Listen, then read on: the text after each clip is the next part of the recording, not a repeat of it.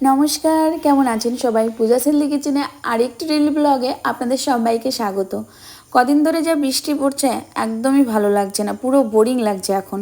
তো আপনাদের কিভাবে দিন কাটছে আর কেমন লাগছে অবশ্যই কিন্তু কমেন্ট করে জানাবেন। আমার তো একদম নাজেহাল অবস্থা, এই বাচ্চাদের নিয়ে বৃষ্টির মধ্যে যেভাবে দিনগুলো কাটছে সেটার বলার কথা না।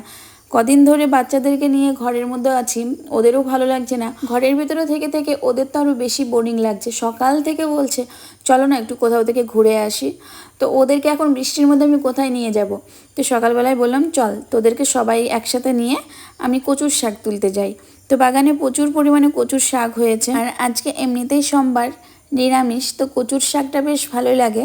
বাচ্চাদের নিয়ে চলে আসলাম কচুর শাক তুলতে। আর এই কচুর শাকগুলো এতটাই ভালো, একটু গলা মুখ ধরে না। কচুর শাক আমার তো ভীষণ ভালো লাগে, সাথে আমার মেয়েরও কিন্তু অনেক পছন্দের শাক।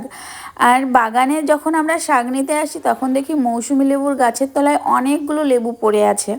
তখন মনে পড়ছিল সেই আমের কথা। এই রকমভাবে আম পড়ে থাকে, মৌসুমি পড়ে থাকতে দেখেছেন? এই দেখুন কতগুলো মৌসুমি লেবু পড়ে আছে। আসলে মৌসুমি লেবুগুলো অনেকটাই ডাকর হয়ে গেছে, মানে পেকে গেছে।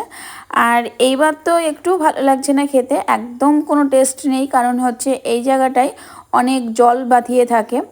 এর আগে যেই বৃষ্টিগুলো হলো সব জলগুলো মৌসুমি লেবুর গোড়ায়, মানে মৌসুমি লেবুর গাছের গোড়ায় বাঁধিয়েছিল, তার জন্য কেমন একটা টেস্টি লাগছে, ভালো লাগছে না। অন্যবার যখন হয় রোদের ভেতরে তখন কিন্তু অনেক ভালো লাগে, অনেক মিষ্টি হয়। আর আমাদের এই মৌসুমি লেবুর গাছটা থেকে দুবার মৌসুমি লেবু পাওয়া যায়। বৃষ্টির মধ্যে আমাদের শাক তোলা হয়ে গেছে, আর এই ঝুড়িটায় অনেকগুলো মৌসুমি লেবু রাখা হয়েছিল, সায়ন তুলেছিল যেইগুলো শাক রাখা হয়েছিল, অনেকটা ভারী হয়েছিল, সায়নে আর ধরতে পারলো না, বললো তুমি নাও। আর আমি কিছু ফুল তুলে নিয়েছি, আজকে সোমবার, পুজো আছে, তো বেলের পাতা, দুবড়ো ফুল সমস্ত কিছুই তুলে নিয়েছি। ফুলের ঝুড়ি আনতে ভুলে গিয়েছিলাম, তার জন্য কচুর শাকের উপরে ফুলগুলো নিয়ে বাড়ি চলে আসলাম। আর বাড়িতে এসে সায়নী বলছে আমার প্রচণ্ড খিদে পেয়েছে। আর সায়নী তো আস্তে আস্তে হেলদি হয়ে যাচ্ছে আমার মতো, তো ওর ওজনটা অনেকটাই বেশি নর্মাল বাচ্চাদের থেকে। তো ডাক্তারের সাথে কথা বলে ডাক্তার বলেছে যে ওকে বেশি করে ফল খাওয়াতে, ভাতটা একটু কম দিতে। এখনকার বাচ্চারা ভীষণই স্মার্ট, তো সেক্ষেত্রে সানাও তাই। ও নিজে বুঝতে পারে যে ওর পেটটা অনেক মোটা হয়ে যাচ্ছে, ওর ওজন বেড়ে যাচ্ছে, ওর ড্রেসগুলো গায়ে হয় না, তার জন্য ও কিন্তু ডায়েট করছে, মানে ডাক্তারে যেইভাবে বলেছে সেই রকমভাবে ও খাওয়া দাওয়া করছে, ভাতটা এখন কম খাচ্ছে। আর তাছাড়াও এমনিতে ও একটু হেলদি আছে আমার মতোই, ও শুধু বলে আমি যেন তোমার মতো না হয়। তো এদিকে দোকানের যে জিনিসপত্রগুলো আছে সেগুলো পরিষ্কার করার জন্য সবাই এসেছে, মানে দোকানে যে মালগুলো, কেসগুলো আমাদের একটা ঘরে পুরো লোড আছে, আর সেই ঘরটাই পুরো লণ্ডভণ্ড হয়ে আছে, গোছানো হয় না। তো কালকে বিশ্বকর্মা পুজো, তার জন্য আজকে সবাই এসেছে, আর প্রচুর মাল নষ্ট হয়ে গেছে। এই যে এত সুন্দর সুন্দর কেসগুলো, এইগুলো প্রচণ্ড মানে নোংরা পড়ে, ধুলো পড়ে, আর কেমন একটা হয়ে গেছে। এই রকম বস্তা বস্তা কেস আমাদের ফেলে দিতে হলো। তো সেটা আপনাদের লাস্টে দেখাচ্ছি। দেখুন কত সুন্দর সুন্দর জিনিসগুলো টাকা দিয়ে কিনে নষ্ট করতে খুব কষ্ট লাগে, কিন্তু এই জিনিসগুলো অনেক দিন ধরে ছিল, তার জন্য নষ্ট হয়ে গেছে। আর নিচ থেকে সায়নী একটা বড় ব্যাগ এনেছে, ওর একটা ছোট ব্যাগের ভেতরে ওর সমস্ত জিনিসপত্র রেখে দেয়, যেমন পুতুল, ওর সাজের জিনিস, তারপরে ওর পেন্সিল বক্স, চিরুনি, পেন খাতা, সমস্ত কিছু ওই ব্যাগটার ভেতরে রেখে দিয়েছিল। তো ব্যাগটা ছিঁড়ে গেছে, তারপরে একটা বড় ব্যাগ নিয়ে এসে তার ভেতরে রেখে দিল।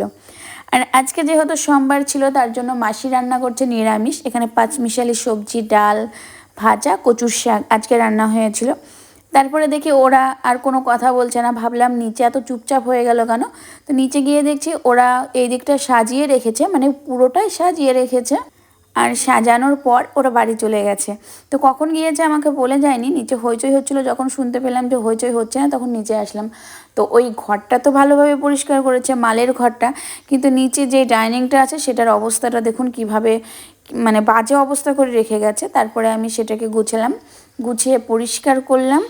আর যেই আমাদের মানে নষ্ট হয়ে গেছিলো যেই কেসগুলো, এই যে কতগুলো বস্তা দেখুন এখানে, 4-5 বস্তা, এই বস্তার জিনিসপত্রগুলো ফেলে দিতে হবে, কিছু করার নেই, এগুলো নষ্ট হয়ে গেছে। আর এই বর্ষাকালে এতটাই বাজে অবস্থা যে জামা কাপড় তো শোকাচ্ছেও না, আর বাচ্চাদের বাড়ি জামা কাপড়গুলো নোংরা হচ্ছে বেশি, আর এখন কেচে দিলেও মানে শোকাচ্ছে না, এই রকমভাবে পালা দিয়ে রেখে দিতে হচ্ছে, আর না কাচলেও অনেকটা হয়ে যাচ্ছে। তো ছাদে আসলাম, ছাদে এসে গাছগুলো দেখে আমার ভীষণ কষ্ট হচ্ছে, কারণ এই কদিনে বৃষ্টিতে অনেক গাছ দেখছি পচে গেছে, গাছের গোড়া নষ্ট হয়ে গেছে, আর তেমন ফুলও হচ্ছে না, কারণ ফুলের যে কলিগুলো সেগুলো ঝরে ঝরে পড়ে যাচ্ছে। তো আজকে সোমবার বাগান থেকে তো অনেক ফুলই নিয়ে এসেছি, ছাদেও দেখলাম অনেক ফুল আছে, ফুল তুলে তারপরে পুজো করে নিলাম।